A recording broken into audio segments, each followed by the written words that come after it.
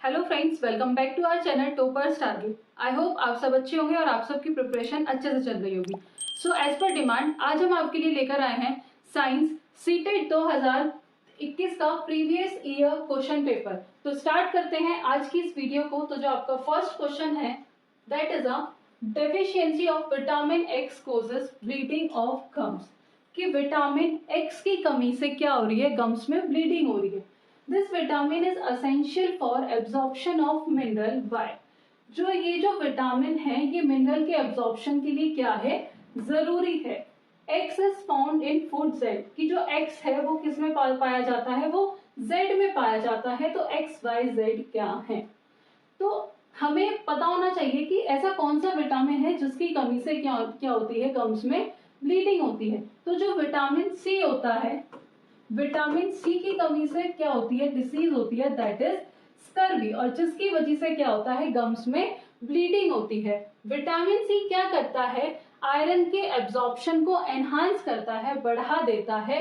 अगर बात करें कि विटामिन सी पाया कहा जाता है, ये पाया जाता है सिट्रस फ्रूट्स में। तो ऑप्शन चेक कर लेते हैं। तो आपका जो फर्स्ट ऑप्शन है एक्स क्या है, विटामिन बी, तो आपका ये ऑप्शन क्या हो जाएगा, इनकरेक्ट हो जाएगा। अभी हमने देखा कि विटामिन सी की कमी से क्या होती है, गम्स में ब्लीडिंग होती है, तो विटामिन बी तो नहीं है, तो बाकी चीजें देखने की तो नीड ही नहीं है। सेकेंड आता है एक्स इज विटामिन ए, तो सेम विटामिन ए भी नहीं है, तो ये भी क्या हो जाएगा, इनकरेक्ट हो जाएगा। थर्ड देखिए एक्स इज विटामिन डी, और ये भी क्या है, इनकरेक्ट हो जाएगा। तो बचा क्या, लास्ट ऑप्शन यानी कि फोर्थ ऑप्शन। देख लेते हैं एक बार, एक्स क्या है, विटामिन सी, यस, वाई क्या है, आयरन, और जेड क्या है, सिट्रस फ्रूट। तो जो आपका फोर्थ ऑप्शन है वो क्या है, सही है। तो फोर्थ ऑप्शन क्या हो जाएगा, आपका करेक्ट हो जाएगा। नेक्स्ट क्वेश्चन देखते हैं। Question number second is which of the following properties of light can be used to explain the phenomena of shadow formation. इसमें बताना है कि लाइट की कौन सी प्रॉपर्टीज को हम यूज करते हैं शैडो के फॉर्मेशन के फिनोमिनन को एक्सप्लेन करने के लिए। तो जो फर्स्ट ऑप्शन है that is light travel in a straight line, second है light travel at high speed, third is light is composed of 7 colour, and last is light does not pass through oblique object. तो shadow का formation कब होता है, कि जब कहीं से रेज आ रही हो, कि लाइट की किसी सोर्स से क्या आ रही हो, रेज आ रही हो, और हम उसके आगे कोई ऐसा मटेरियल लगा दे कि जिससे लाइट पास ना हो रही हो, तो उसकी वजह से क्या होता है, शेडो का फॉर्मेशन होता है। तो ऐसा कौन सा ऑब्जेक्ट होता है जिसके अंदर से लाइट पास नहीं होती, तो वो होता है ओपेक ऑब्जेक्ट। तो तीन ऑब्जेक्ट होते हैं हमारे पास, एक होता है ट्रांसपेरेंट,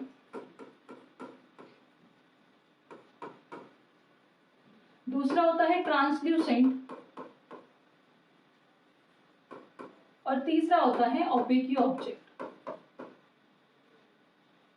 सो ट्रांसपेरेंट ऐसे ऑब्जेक्ट होते हैं जिनके अंदर से लाइट इजीली पास हो जाती है, ट्रांसल्यूसेंट जिनके अंदर से लाइट पार्शियली पास होती है, और ओपेक ऑब्जेक्ट क्या होते हैं, जिनके अंदर से लाइट पास नहीं होती। तो जो आपका फर्स्ट और डी ऑप्शन क्या हो जाएंगे, करेक्ट हो जाएंगे, कि light travel in a straight line and light does not pass through opaque object. तो चेक कर लेते हैं, जो हमारा ए और डी ऑप्शन है वो क्या हो जाएगा, करेक्ट हो जाएगा। तो फर्स्ट है C and D, second is D and A, third is A and D. तो जो आपका थर्ड ऑप्शन है वो क्या हो जाएगा, करेक्ट हो जाएगा। नेक्स्ट क्वेश्चन देखते हैं। Question number third is which of the following will not be helpful in the process of separating a mixture of salt and water. बताना है कि इनमें से कौन सा प्रोसेस हेल्पफुल नहीं है जो सॉल्ट एंड वाटर के मिक्सचर को क्या कर सके, सेपरेट कर सके। तो ऑप्शन देख लेते हैं। फर्स्ट ऑप्शन है distillation, second is boiling, third is decantation, and fourth is reverse osmosis. तो जो डिस्टिलेशन और बॉइलिंग और जो रिवर्स ऑस्मोसिस है, जिसे हम फिल्ट्रेशन भी कहते हैं, ये तीनों ऐसे प्रोसेस हैं जिसे हम सॉल्ट और वाटर के मिक्सचर्स को सेपरेट करने के लिए क्या करते हैं, यूज करते हैं। तो बचता क्या है, डेसेंटेशन। तो जो आपका करेक्ट आंसर है, इसमें पूछा है कि नोट बी हेल्पफुल, की कौन सा हेल्पफुल नहीं है, तो वो है आपका third option, decantation will not be helpful in the process of separating a mixture of salt and water. तो जो आपका थर्ड ऑप्शन हो जाएगा that is correct. Next question देखते हैं। Question number fourth is which of the following sites comprises chemical changes. बताना है कि इनमें से किसमें केमिकल चेंजेस हो रहे हैं। तो बेसिकली केमिकल चेंजेस क्या होते हैं, तो केमिकल चेंजेस हम कह सकते हैं कि केमिकल प्रॉपर्टीज में चेंज आना, यानी कि किसी नए सब्सटेंस का फॉर्मेशन होना। तो फर्स्ट ऑप्शन देखते हैं। First option is boiling of water. तो बॉइलिंग ऑफ वाटर कैसा चेंज है? ये फिजिकल चेंज है। तो फिजिकल चेंज क्या होता है? बेसिकली फिजिकल प्रॉपर्टीज में चेंज आना, जैसे किसी की शेप, साइज, स्टेट में चेंज आना, यानी कि सॉलिड, लिक्विड, गैस। तो ये क्या है? That is a physical property. Breaking of glass, breaking of glass भी क्या है? That is a physical change. Rusting of iron, rusting of iron यानी कि जंग लग जाना। उसमें क्या हो रहा है? जंग लग रहा है, यानी कि किसी नए सब्सटेंस का फॉर्मेशन हो रहा है। That is a chemical change. Second option देखते हैं। तो रस्टिंग ऑफ आयरन क्या है? Chemical change. Digestion of food भी क्या है? Chemical change. But shredding of paper, that is a physical change. Third option है cooking of food, cooking of food भी क्या है? Chemical change. Boiling of water क्या है? Physical change. Dissolving sugar in water, that is a physical change. Next है rusting of iron, chemical change. बताना question में यही है कि किसके अंदर केमिकल चेंजेस हो रहे हैं। Burning of paper, chemical change. और डाइजेशन ऑफ फूड भी क्या है? Chemical change. जो आपका लास्ट ऑप्शन हो जाएगा करेक्ट हो जाएगा। और फिजिकल और केमिकल चेंज के ऊपर आपको जल्दी ये वीडियो देखने को मिलेगी भी, जहां से आपके कॉन्सेप्ट और अच्छे से क्लियर हो जाएंगे। तो आप उस वीडियो को जरूर देखिएगा। नेक्स्ट क्वेश्चन देखते हैं। Question number 5 is which of the following set comprises liquids which are poor conductor of electricity। बताना है कि इनमें से ऐसे कौन से लिक्विड्स हैं जो इलेक्ट्रिसिटी कंडक्ट नहीं करते। तो जो फर्स्ट ऑप्शन है दैट इज शैम्पू। शैम्पू क्या है? Shampoo is a poor conductor of electricity. एक ऐसा लिक्विड है जो इलेक्ट्रिसिटी कंडक्ट नहीं करता, क्योंकि इसके अंदर क्या होते हैं? फ्री इलेक्ट्रॉन नहीं होते, जिसकी वजह से ये इलेक्ट्रिसिटी कंडक्ट नहीं करता। नेक्स्ट आता है वेजिटेबल ऑयल। वेजिटेबल्स ऑयल क्या कंटेन करते हैं? कंटेन करते बेसिकली क्या होते हैं? हाइड्रोकार्बन्स होते हैं। तो ये भी क्या होते हैं? That is a poor conductor of electricity. Last आता है डिस्टिल वाटर। तो डिस्टिल वाटर भी क्या है? पुअर कंडक्टर ऑफ इलेक्ट्रिसिटी है, क्योंकि ये क्या होता है? सॉल्ट फ्री होते हैं। तो गुड कंडक्टर ऑफ इलेक्ट्रिसिटी हम किन्हें कहते हैं? या ऐसे कौन से लिक्विड्स होते हैं जो इलेक्ट्रिसिटी कंडक्ट करते हैं? तो बेसिकली जो हमारे एसिड्स, बेस और सोल्ट्स होते हैं वो क्या है? गुड कंडक्टर ऑफ इलेक्ट्रिसिटी, या कह सकते हैं कि जो इलेक्ट्रिसिटी कंडक्ट करते हैं। तो जो आपका फर्स्ट ऑप्शन हो जाएगा दैट इज करेक्ट, क्योंकि इसमें पूछा था कि कौन से लिक्विड ऐसे हैं जो क्या है? Poor conductor of electricity. Next question देखते हैं। Question number 6 is identify the correct statement from among the following. कि इनमें से बताना है कि कौन सी स्टेटमेंट सही है। करेक्ट स्टेटमेंट चूज करनी है। तो जनरली हम इन क्वेश्चनों में कंफ्यूज होते हैं, क्योंकि हमें क्या लगता है कि सारी स्टेटमेंट ही क्या है? सही है। तो फर्स्ट ऑप्शन देखते हैं, जैसे कि sound can not travel through vacuum. तो हमें एक चीज पता है कि जो साउंड है, साउंड को ट्रेवल करने के लिए एक मीडियम की रिक्वायरमेंट होती है। तो साउंड कभी भी वैक्यूम में ट्रेवल नहीं करती। क्यों? क्योंकि वैक्यूम एक ऐसा एनवायरनमेंट है जहां पर सॉलिड, लिक्विड, गैसेस क्या होते हैं? एब्सेंट होते हैं। तो जो आपका फर्स्ट ऑप्शन हो जाएगा दैट इज करेक्ट। तो बाकी के ऑप्शन तो इनकरेक्ट है, तो आपको यहीं से आपका करेक्ट आंसर मिल गया कि फर्स्ट ऑप्शन क्या है आपका? That is the correct statement. Next question देखते हैं। Question number 7 is in order to slide a used box lying on the ground in her room, Reshma should apply a force which is greater than which of the following force। तो क्या है कि एक room में एक बड़ा box रखा है ग्राउंड पर।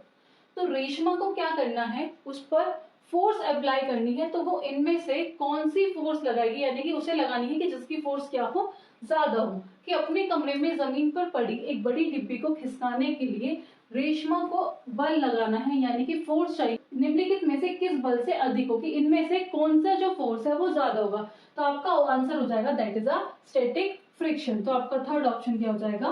करेक्ट हो जाएगा। नेक्स्ट क्वेश्चन देखते हैं। Question number 8 is metal X displace metal Y from its salt solution. कि जो मेटल एक्स है वो क्या कर रहा है? मेटल वाई को डिस्प्लेस कर रहा है। किससे? सॉल्ट सॉल्यूशन से। But it is not able to displace metal Z. But वो मेटल जेड को डिस्प्लेस नहीं कर पा रहा फ्रॉम इट्स सॉल्ट सॉल्यूशन। तो हमें आइडेंटिफाई करना है कि सबसे ज्यादा रिएक्टिव मेटल कौन सा है। तो अगर बात करें एक्स की, एक्स मेटल की, तो एक्स ने क्या करा? वाई को डिस्प्लेस कर दिया। तो ज्यादा रिएक्टिव कौन हुआ? वाई हुआ। बट जो एक्स है वो जेड को डिस्प्लेस नहीं कर पा रहा। तो जेड क्या हुआ? एक्स से ज्यादा रिएक्टिव हुआ। तो सबसे ज्यादा रिएक्टिव मेटल कौन सा हुआ? वो हुआ जेड। तो आपका फर्स्ट ऑप्शन क्या हो जाएगा? करेक्ट हो जाएगा। अगर मैं इसके एक रिएक्टिविटी ऑर्डर की बात करूं, तो जो जेड है वो ज्यादा रिएक्टिव हो जाएगा देन एक्स, और सबसे लीस्ट रिएक्टिव कौन सा है? वाई है। और अकॉर्डिंग टू रिएक्टिविटी सीरीज देखें तो जो हमारा सबसे ज्यादा रिएक्टिव मेटल होता है वो होता है पोटेशियम,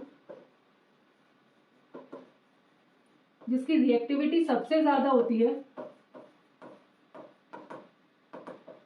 और अगर बात करें लीस्ट रिएक्टिव मेटल की तो वो होता है गोल्ड।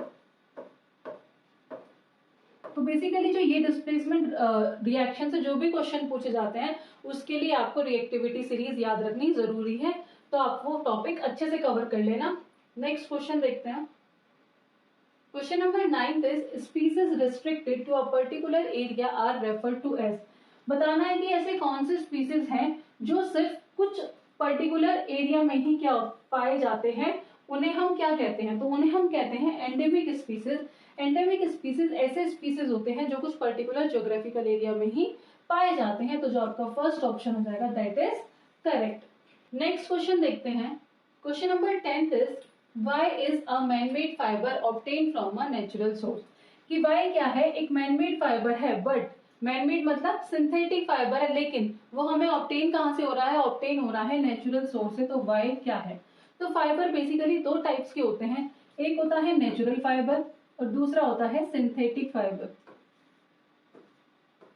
एक होता है नेचुरल फाइबर और दूसरा होता है synthetic fibre.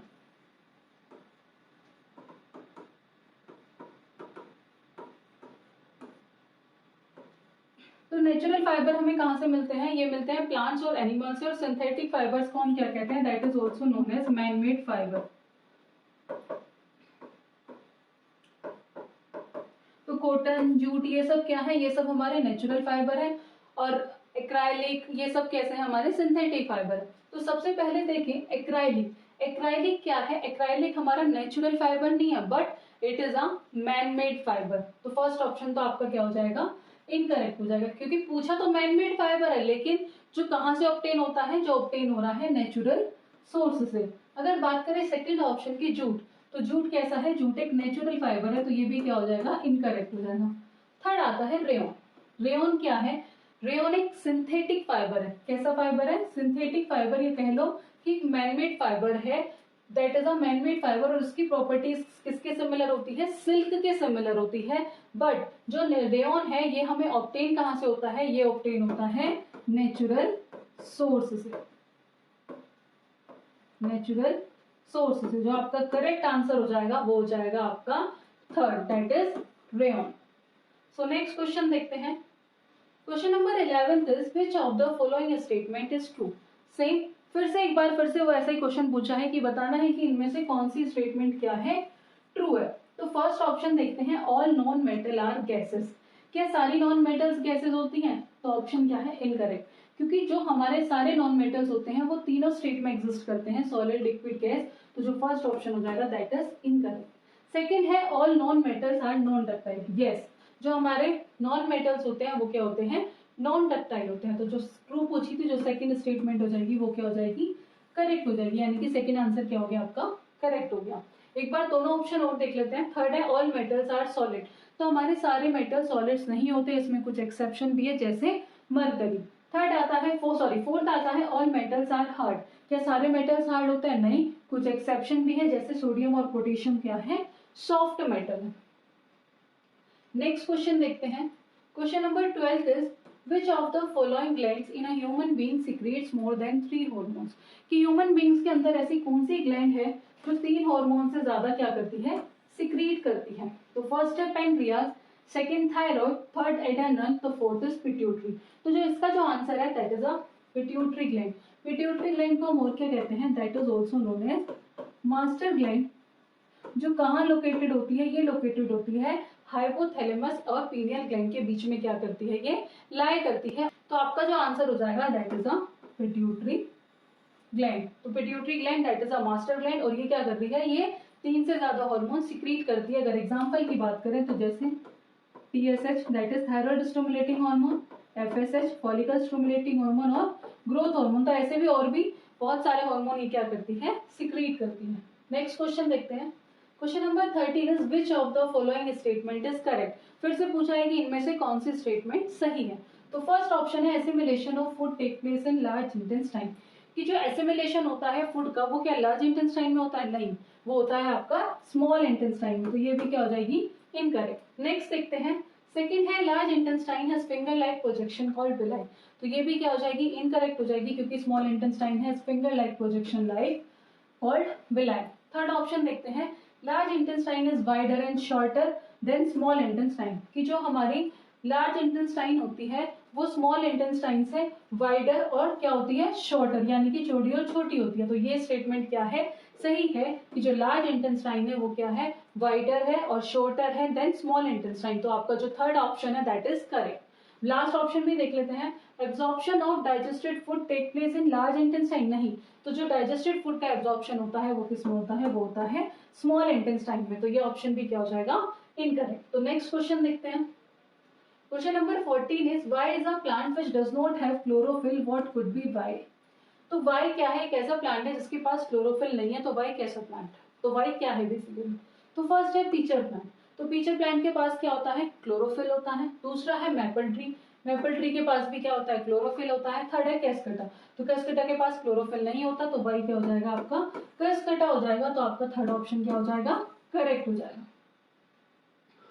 So I hope आपको ये वीडियो पसंद आई होगी। फर्दर ऐसी वीडियोस के लिए आप हमारे चैनल से जुड़े रहिएगा और नोट्स या फिर फर्दर अपडेट्स के लिए आप हमसे सोशल मीडिया पर जुड़ सकते हैं, जैसे इंस्टाग्राम, फेसबुक और टेलीग्राम, और आप हमारा यूट्यूब चैनल तो जरूर सब्सक्राइब कर लें। हम आपके आने वाले एग्जाम्स के लिए बेटर कंटेंट और बेटर वीडियोस प्रोवाइड करने की कोशिश करेंगे। और अगर वीडियो अच्छी लगी हो तो वीडियो को शेयर करें, चैनल को सब्सक्राइब करें। और एक और मोस्ट इम्पॉर्टेंट चीज़, अगर आप अपने एग्जाम के लिए फ्री मॉक टेस्ट देना चाहते हैं तो आप हमारी एप्लीकेशन पे जाके दे सकते हैं, जिसका लिंक आपको डिस्क्रिप्शन बॉक्स में मिल जाएगा। So thank you for watching this video.